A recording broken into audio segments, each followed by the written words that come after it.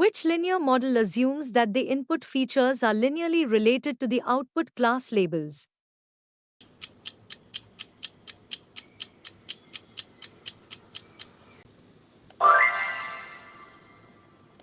Which of the following is not a common linear model used in classification?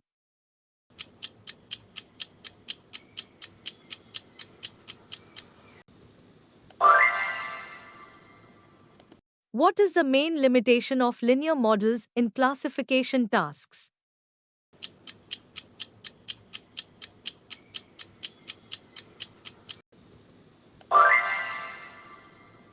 What is the primary assumption of linear models in classification?